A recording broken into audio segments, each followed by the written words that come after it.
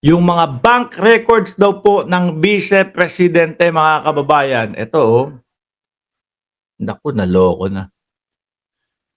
Mga bank records, no, ni BP Duterte, planong ipasabpina ng House Prosecutor sa Senate impeachment o kumbaga ipakuha para makita nila kung talaga bang may pumasok o wala. Yari na. Ano?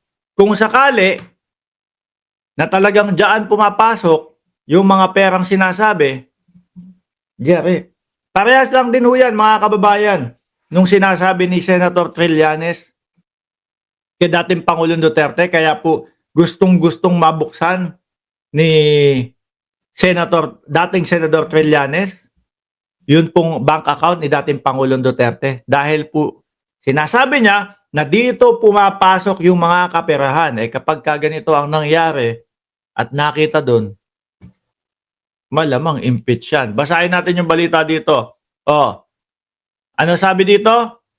Naghahanda ang impeachment prosecutors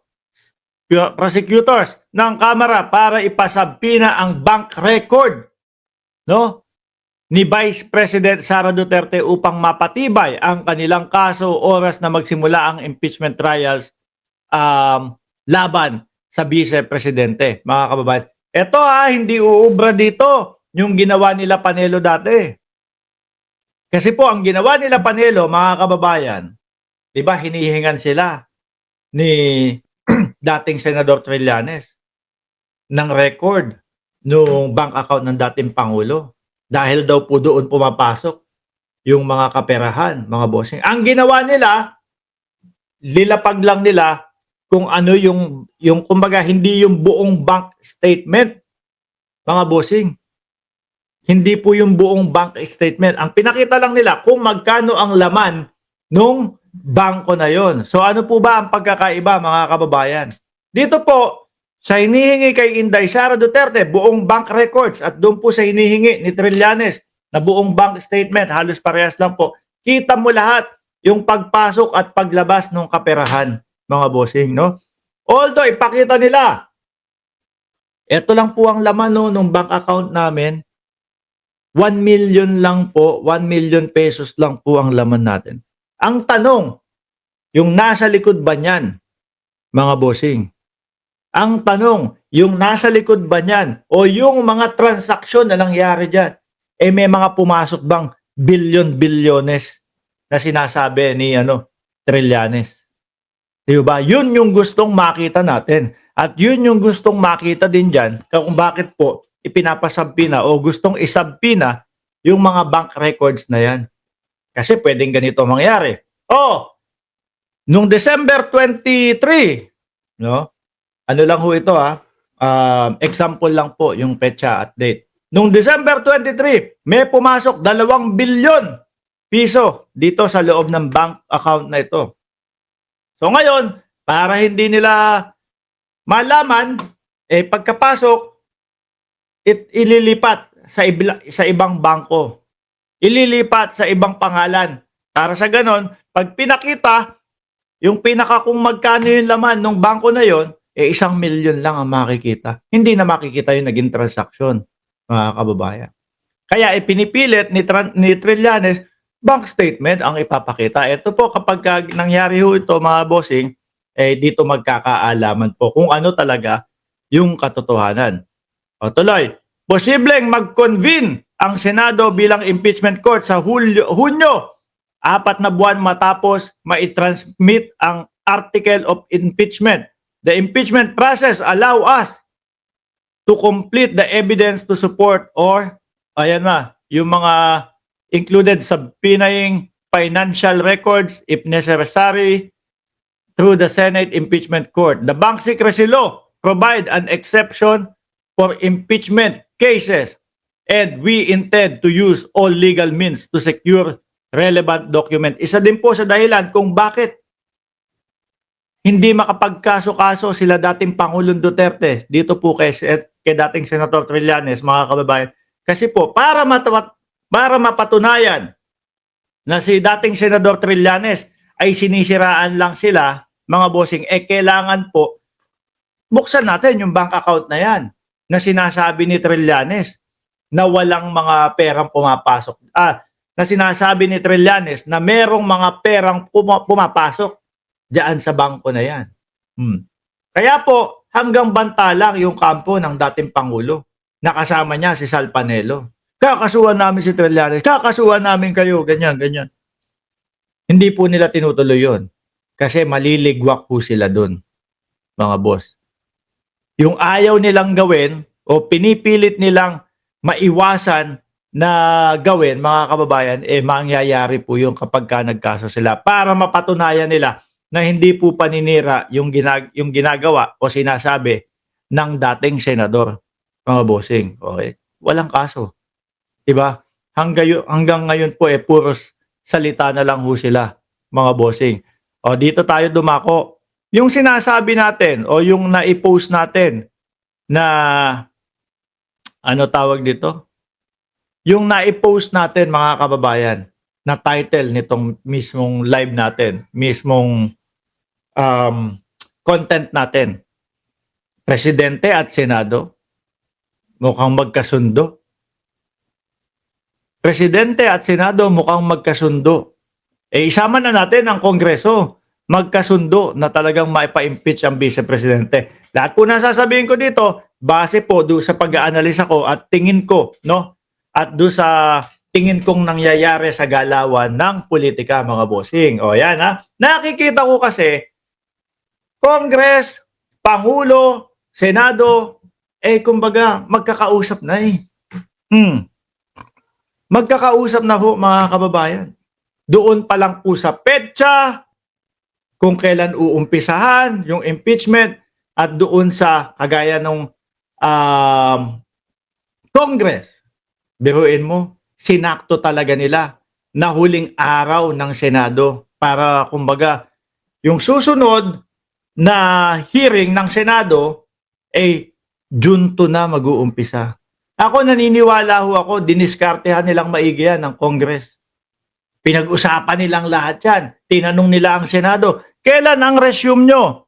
Sumagot ang Senado, June 2. O sige, ipafile na namin to, kukumpletuhin namin to ng ganitong araw, sa huling araw, bago kayo mag-break dyan sa Senado, para yung susunod na hearing o yung susunod o yung umpisa ng impeachment sa June 2 na. Tapos na ang eleksyon. Wala nang Bato de la Rosa, wala nang mga Tolentino nakakampi sa mga Duterte o kay Vice Presidente, mga kababayan.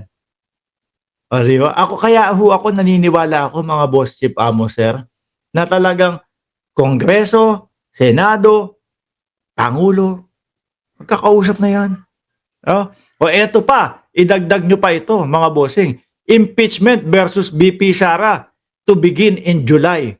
Sabi ni Escudero. Basahin ho natin to, Basahin ho natin to, mga kababayan. Mas lalo pang tumibay yung iniisip ko na talagang pati ang Pangulo. Ano naman po ang masama kung pati ang Pangulo natin manguna diyan sa impeachment ni Inday Sara Duterte. Ang tanging layunin po ng ating Pangulo masolusyonan ang problema ng bayan. Kung nakikita po niya, nakikita nating madlang people na ang problema ng bayan ang Vice Presidente, bakit? Bakit hindi siya ang mangunguna? Di ba? Nangyari dito, contrary to his previous pronouncement that the impeachment court will convene on June 2, Senate President Chis Escudero Monday announced that the impeachment trials against Vice President Sara Duterte will be moved to a later date. Mga boss chief amo sir, kung kayo po ay sumusuporta sa impeachment na ito, pumalakpak po kayo. Ganun Okay po kayo. Umokay po kayo. Bakit ho, mga kababayan? Ay nako, llamado tayo. Llamado tayo dito sa petsang umpisa ng impeachment, mga kababayan. Di ba Ma'am Eva Punsalan? At Jeline Mayores. Bakit to, mga bossing? Ganito kasi mangyayari dyan. Election May 12. Election May 12. O, 'di ba mga kababayan? So ngayon ho, um, mga ilang araw bago mga ilang araw bago po i-announce yan. Let's say 12, mga 15. May mga siguradong senator na tayo ng top 12 nun. Ano po? So ngayon, lalagpasan na yon. Makikita na kung sino yung mga matatanggal. At panigurado naman po ako, yung mga bata ni Duterte dyan, si Bakyan, tanggal ho yan, mga bossing. At nakikita naman po natin yung mga ebidensya doon sa mga surveys at galawan at doon sa mga sitwasyon nila. No? Ngayon, babalik, magre-resume ang Senado ng June 12.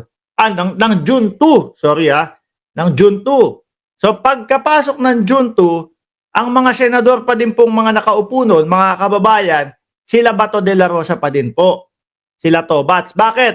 Kasi po, yung mga bagong nanalo, ang umpisa po ng araw nila sa pag-upo ng Senado, July 1, mga kababayan. So ngayon, magkakaroon pa ng araw, nakasama pa sila Bato de la Rosa doon sa mga pagdinig. Napaka-nonsense na ho, mga bossing. Kasi hindi naman din sila boboto. Hindi naman din nila matatapos, mga kababayan. No? At ayaw natin sila doon dahil alam natin na ang gagawin ho nila boboto lang or papabor lang po sa vice-presidente yung kanilang gagawin. Kasi nga kakampi nila. So nasusubaybayan nyo po May 12, election. No? Malalaman natin yan kung sino yung mga nanalo. May 15. Resume ng Congress, uumpisang mag-hearing-hearing at yung mga gawain nila, June 2. Nakaupo pa sila Bato de la Rosa hanggang June 31. Mga DDS, naiintindihan nyo? Hanggang June 31, nakaupo pa sila Bato de la Rosa. So makakasama pa sila dun sa pahiring-hearing na yan. Di ba? Na ang alam natin gagawin niya mga yan, ako, papabor lang. Bias, no? Papabor para kay BP Sara. O, di ba?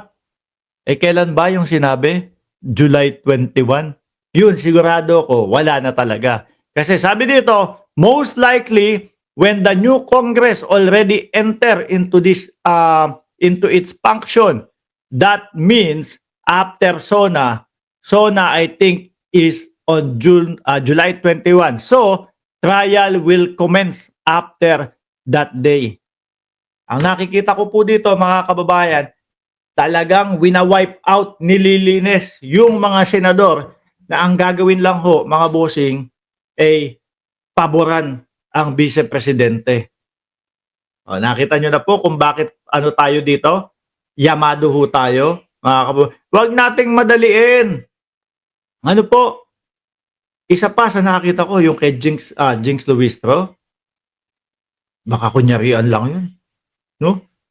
Yung sinabi niya, natatakot ka ba kay Sara Duterte? Sinabi niya kay Jesus, kunyarian lang yung mga yan. Ang totoo niyan, kung bakit nila pinauusog ng pinapausog. Kung bakit nila pinapausog ng pinapausog upang ma-eliminate yung mga taong bibigyan ng pabor o nagsesenador para sa mga Duterte. Tuloy natin to hindi naman po sa minamadali namin sila, pero ito po kasing nakasaad sa saligang batas. Dapat po pag tinurn over na o dinala na sa Senado, dapat the Senate shall forthwith the fact and ginamit ay shall. Ibig sabihin, mandatory sa lalong madaling panahon, sabi ni Chua. Kaso nga, magkakagulo-gulo lang. Di ba? Kasi nandiyan pa sila Bato de la Rosa. Pag inumpisahan agad yan, hindi naman nila matatapos yan. Di ba? Uulit na naman. Kasi bago na yung mga hurado natin dito sa Senate. Kaya ulit-ulit tayo. Pero mga bossing, pakiramdam ko talaga, Congress, Senate, Pangulo, magkakausap na yan. Kayo po, press 1 nyo kung naniniwala kayo sa akin, press 2 kung hindi. Maraming salamat and God bless po sa ating lahat.